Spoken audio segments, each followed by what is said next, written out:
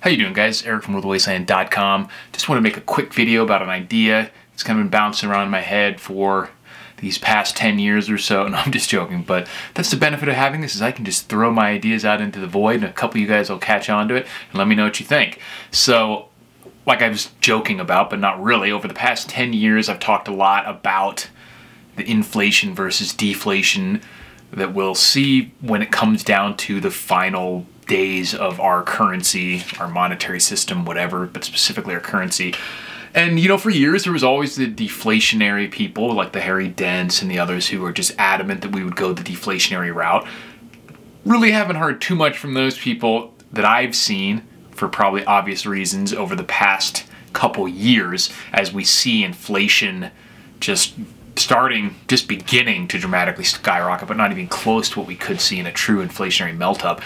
But there is still the idea of there being like a depressionary crash because of what's happening right now in the global economy, in our domestic economy.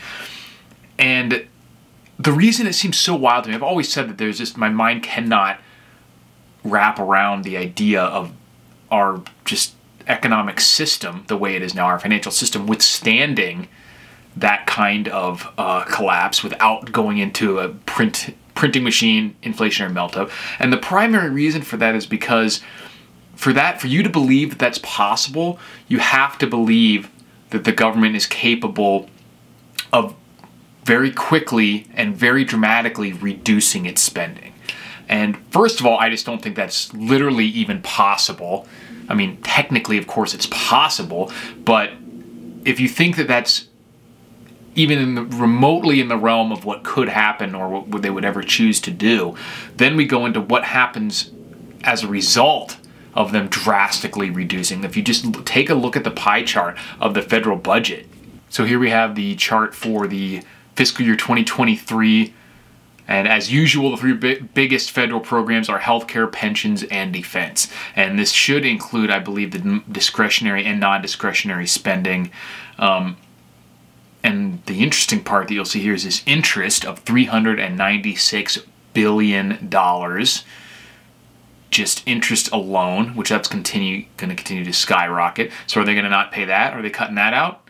That's doable. You know, we have the option to tell people to fuck off, basically, but what are the consequences of that? We have the ability to coin money at no interest, which we curiously do not do. Maybe they start doing some weird things like that, like there's been the talk of the Treasury minting the $1 million platinum coin to just magically pay off debt. Why couldn't we just do that with our money to begin with? But whatever. Education, $244 billion, that's basically wasted money. Let's say we cut that completely. Healthcare, $1.637 billion. Welfare, $486 billion. Defense, $1.16 billion. And pension, sorry, these are not 1 point.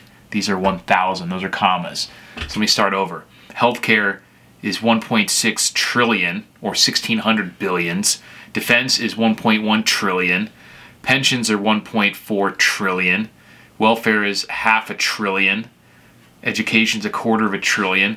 Tell me where all those are going to be cut from and what the implications of that are when this supposed deflation occurs and debt is either, you know, defaulted on or whatever, and that money disappears. Tax revenues drastically decrease, and they're already way behind what they're actually spending. So even as of right now, the federal government is spending like twice or more of what it's taking in. And so so they would have to cut the federal budget by at least that much if tax revenues even stayed the same to prevent increased inflation of just constantly creating money. Because otherwise that money is being created. That's the only option for spending more than you make. The money has to come from somewhere, and it comes from printing. At least in the rhetorical sense. They're not literally printing all that in physical currency, but they're creating money. So where does that cut in spending come from? And especially when those tax revenues are going to go down dramatically. So they wouldn't have to cut it by just the difference now. The difference would be even more dramatic.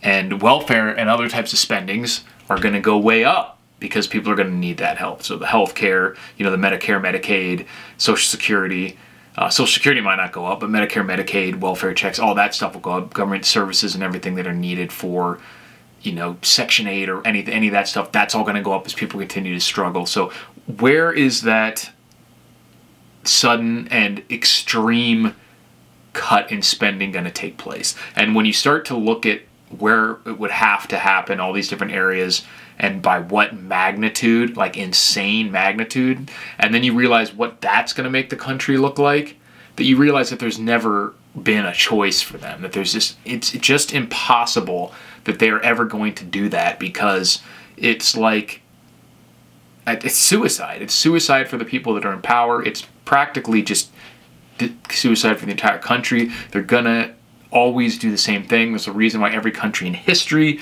that has had this type of currency and has gotten to this point has always done the same thing, and that's what they're gonna do. The weird difference is that they're going to be experimenting this time with the CBDCs. I'm extremely worried about these things. Not even worried because I know they're coming, but I'm definitely, it's ominous. I don't like them at all. I'm still working on exactly my plan for how to deal with this, and I'll be sharing that with you guys when I come up with it. But it's going to be avoided at all costs. But that's going to be tough, because they're going to make it so that once these people are struggling, all these welfare payments and all this money that they're going to be printing, that's how they're going to make sure it's the only way to get it. And we've already seen them starting to roll out trial programs for central bank digital currency as of like now or early next year. So this stuff isn't too far off. So let me know what you guys think. If you still see anyone saying there's going to be deflation, let me know. I'll go check it out, because I'm always willing to have my mind changed. But you're just going to have to explain to me, if you think there's going to be, if they're going to stop printing, how they're going to cut the federal budget by, you know, 50 to 75, 80% without us turning into literal Mad Max apocalyptic wasteland. Thanks for watching, guys, and I'll talk to you soon.